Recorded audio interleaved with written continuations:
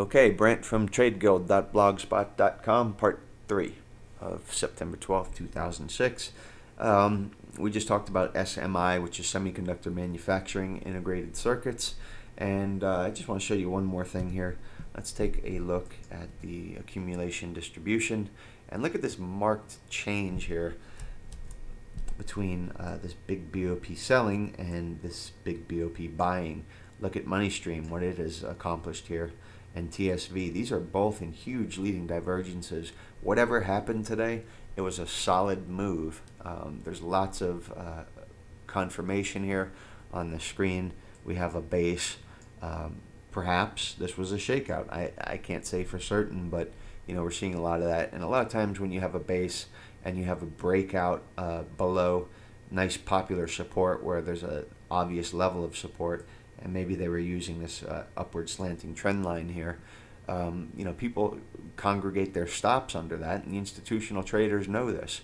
So they'll run those stops, they'll pick up shares on the cheap, they'll lock in shorts that think the breakout has occurred and it's a down move, and then the stock will move up. So I'm not saying SMI is going to move up, but things look pretty darn good for it. Let's take a look at DRQ, and this is oil and gas equipment and services. And you know, it's dangerous to ever short oil and gas, in my opinion, because you know, something can change really quick. My personal opinion, it may sound a little kooky, but we're going into elections, and I think our government has a lot more power over the price of oil and gas than we realize, or than we would like to admit.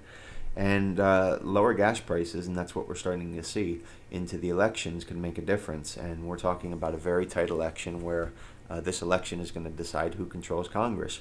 So you know, lower gas prices and people not outraged about gas prices when they go to the voting booth certainly would help the incumbents.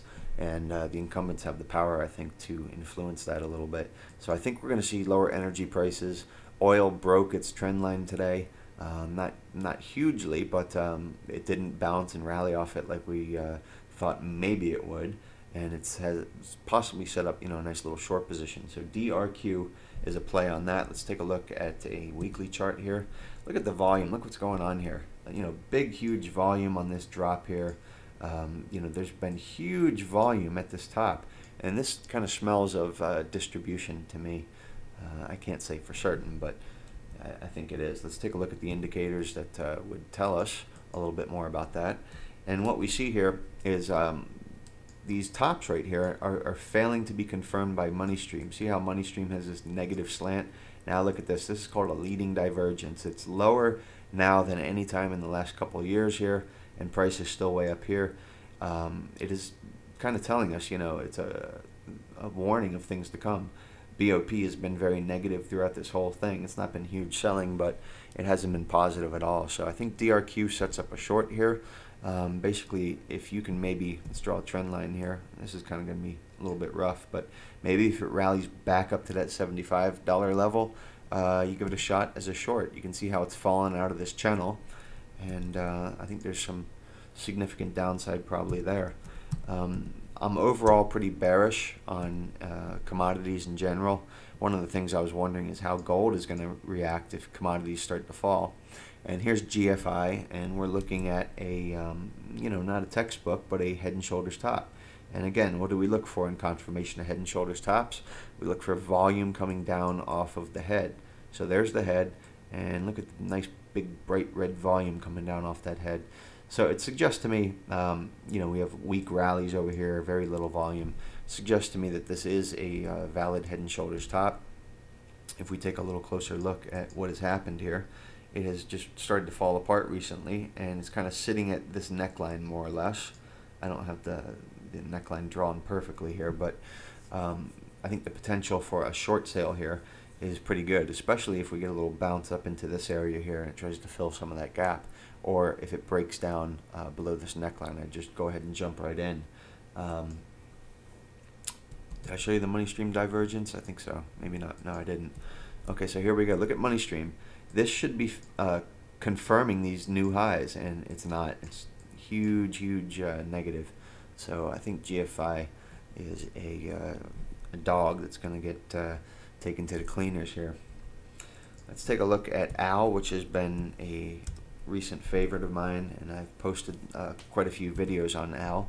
And here we are looking at another Head and Shoulders top. We're seeing a lot of these in the commodities and oil.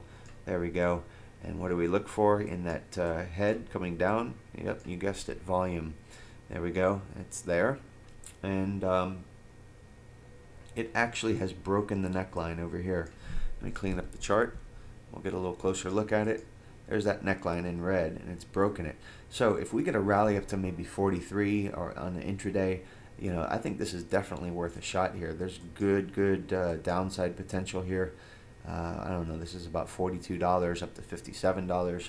So that's 15 points from 42. Take 15 off that, and that's your target for Al. You know, it's not a perfect system, but it just gives you a rough idea.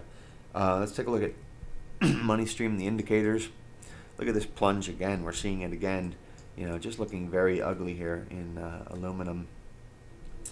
And let's take a look at the 3-day chart and the 5-day chart. I mean, just look how, you know, look at this slope. It's horrible. It's a horrible looking chart. So I think this is a short. I think there's quite a bit of profit potential. Again, maybe it rallies to fill this little teeny gap up here, and maybe you put a stop right about $44. Let's see if we can get a few more in here. GRMN, which has been on the blog quite a few times. I think there's a couple of videos of GRMN. Is another Head and Shoulders top, and this is scientific technical instruments having nothing to do with commodities. And there is the pullback off the head, and there's our volume. So I think we're seeing a lot of these tops. You know, it's kind of scary. It kind of makes you wonder how much further the market can go without that driving force of commodities, and especially oil and energy, which is a huge component of the S&P. So anyway, we see a broken neckline here.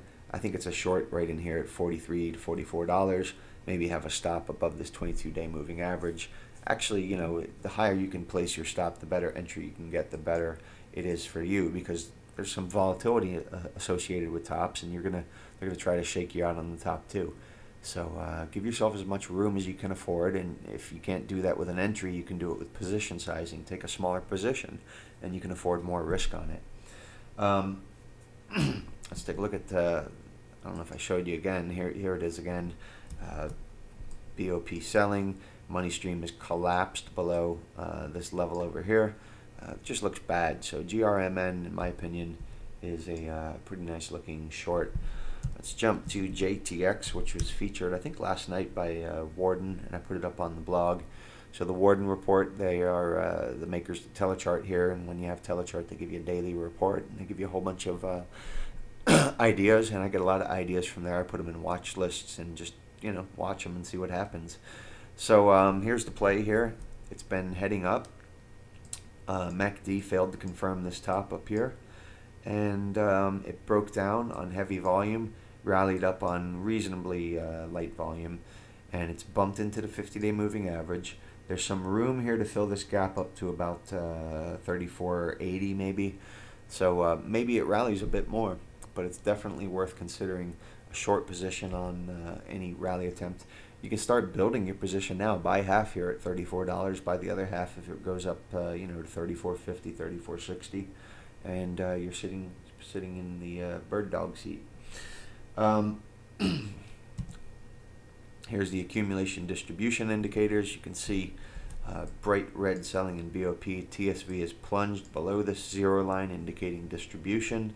Money stream is in a relative divergence, actually a leading divergence. If you look at where money stream was here and where it is now, you draw a slope like this, and price was like this. It was heading up. So there's a negative divergence, and there's some downside here in JTX. Institutional position here is about 90%. So, you know, they don't want this in their portfolio if it starts stinking. So they may be big on selling this one. That's going to be it for this video. I've got one more, so stay tuned.